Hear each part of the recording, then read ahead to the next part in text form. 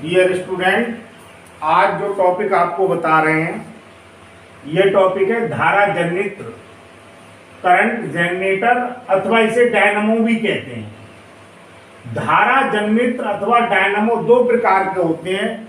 एक तो आपका प्रत्यावर्ती मैंने यहाँ पर दिखाया हुआ है, ये दो प्रकार के होते हैं। तो प्रत्यावर्ती धारा जनरेटर कहलाता है, एसी जनरेटर कहलाता है, और दूसरा आपका जो है वो डीसी जनरेटर कहलाता है।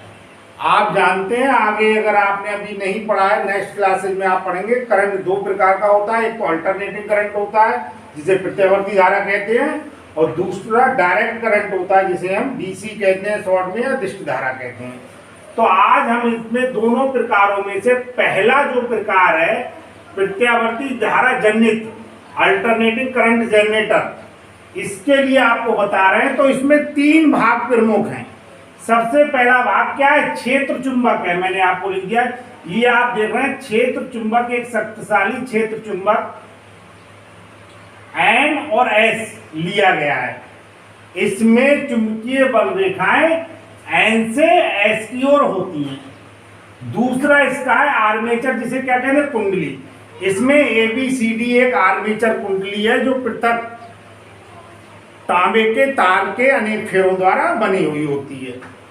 यह कुंडली ही अक्ष के बीच में क्या करती है? दोनों जो चुंबक के N और S खंड हैं उनके बीच में ये क्या करती है? रोटेट करती है, घूमती है।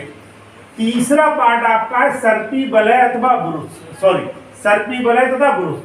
तो सर्पी वलय जो है ये तांबे के बने हुए दो अलग अलग छल्ले होते हैं, और ये जो छल्ले हैं इन छल्लों को दो ब्रुश के द्वारा, अलग अलग ब्रुश के द्वारा कनेक्ट कर दिया जाता है।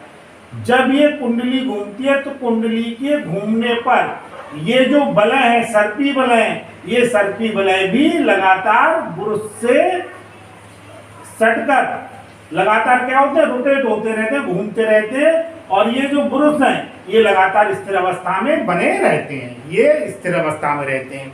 और इन ब्रुश का कनेक्शन हम उस परपथ से कर देते हैं जिस बाह्य परपथ में हमें विद्युत धारा प्रवाहित करनी है।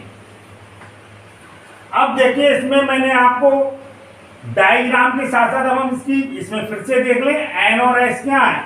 ये एक शक्तिशाली चुंबक के दो ध्रुव हैं, इनके बीच में ABCD एक क्या ली गई है? कॉइल ली गई है। ये जो तांबे के बने हुए दो सर्पी वलय हैं जिन्हें रिंग कहते हैं, और ये आपके दो ब्रुश लिए गए हैं। अब सबसे पहले देखिए ये जो काम क्या करता है कि ये धारा जनरेटर जो है, जनरेटर है, ये क्या करता है? ये विद्युत चुंबकीय प्रेरण की घटना पर आधारित होता है, और इसके द्वारा यांत्रिक ऊर्जा को वैद्युत ऊर्जा में परिवर्तित किया जाता है। जैसा मैंने विद्युत चुंबकीय प्रेरण की घटना में आपको वीडियो में बताया है, किसी कुंडली से होकर गुजरने वाले चुंबकीय फ्लक्स के मान में परिवर्तन होने पर उसमें एक प्रेरित धारा उत्पन्न हो जाती है। इसी को हम विद्युत चुंबकीय प्रेरण कहते हैं, और इसी पर ये क्या है? इसी सिद्धांत पर ये आधारित है।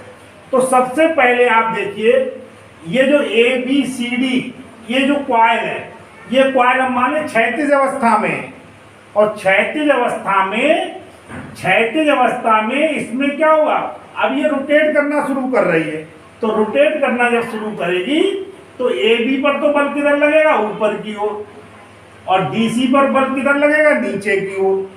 तो इससे क्या होगा? जब ये कॉइल घूमना शुरू करेगी तो कुंडली के घूमने पर इससे होकर गुजरने वाला जो चुंबकीय फ्लक्स है उसमें परिवर्तन होगा, और चुंबकीय फ्लक्स में परिवर्तन हो जाने पर एक प्रेरित धारा उत्पन्न हो जाएगी। यह जो प्रेरित धारा की दिशा है ये फ्लेमिंग के डायराक के नियम के द्वारा दी जाती है, और इस चित्र में जिस डायरेक्शन में प्रदर्शित की गई है उसी डायरेक्शन में प्रेरित विद्युत धारा की दिशा होगी।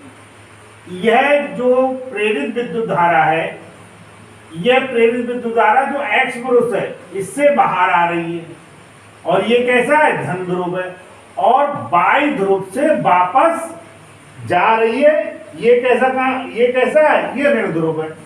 जब कॉइल घूम रही होती है तो घूमने के बाद जब ये ऊर्ध्वाधर अवस्था में आ जाती है, तो ऊर्ध्वाधर अवस्था में आने पर AB पर बल किधर लगेगा? नीचे की ओर, जबकि CD पर बल किधर लगता है? ऊपर की ओर लगता है।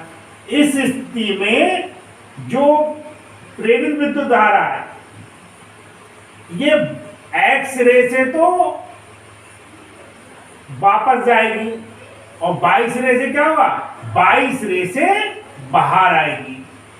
तो इस स्थिति में जो प्राप्त होने वाली प्रेरित विद्युत धारा है इसकी डायरेक्शन वैसे पहले से क्या हो जाएगी, विपरीत हो जाएगी और प्रत्यावर्ती धारा इस प्रकार से प्राप्त होगी, क्योंकि प्रत्यावर्ती धारा आधे चक्र में एक दिशा में तथा दूसरे आधे चक्र में दूसरी दिशा में प्रवाहित होती है।